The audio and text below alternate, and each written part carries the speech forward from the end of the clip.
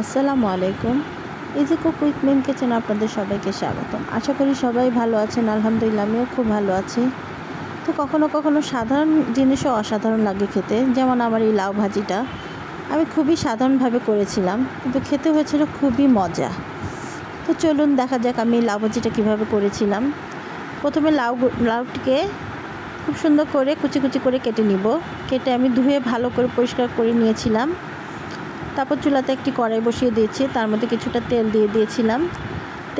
তেলটা একটু গরম হয়েছে, তারপর আমি দিয়েছি 1 মুঠো পেঁয়াজ কুচি দিয়ে আমি এটাকে ভালো করে নেড়ে চেড়ে নিচ্ছি। যখন পেঁয়াজ কুচিগুলো সুন্দর করে ভাজা ভাজা হয়ে যাবে,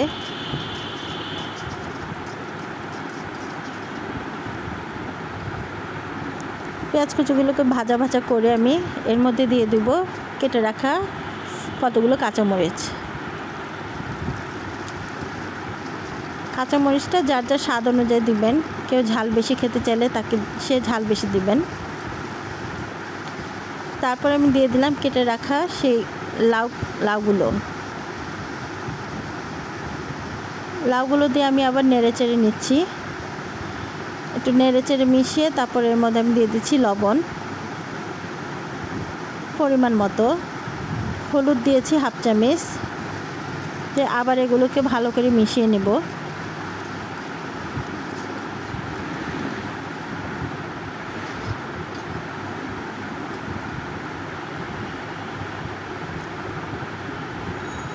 লাউটাকে ভালো করে মিশিয়ে এবার আমি ঢেকে দেব লাউগুলো সিদ্ধ হওয়ার জন্য।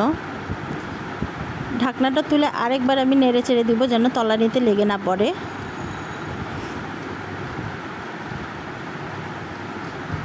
ভালো করে আবার একটু নেড়ে চেড়ে দিব। নাড়া হয়ে গেলে আবার আমি ঢেকে রান্না করব কিছুক্ষণ।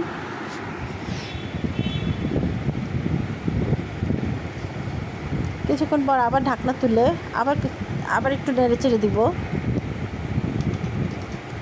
ভাজিটাকে একটু লাল লাল করে ভেজে নিতে হবে।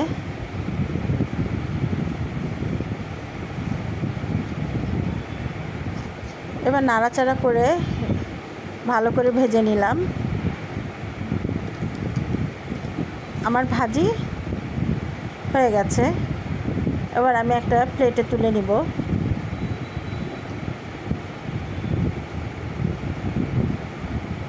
ব্যাস, এই তো খুবই সাধারণভাবে রান্না করেছি, কিন্তু খেতে খুবই মজা হয়েছিল। আমার রেসিপিগুলি যদি আপনাদের ভালো লাগে তাহলে আমার ইউটিউব চ্যানেলটিকে সাবস্ক্রাইব করে দিবেন। আর যারা আমার ফেসবুক পেজ থেকে দেখছেন আমার পেজটিকে ফলো করে দিবেন।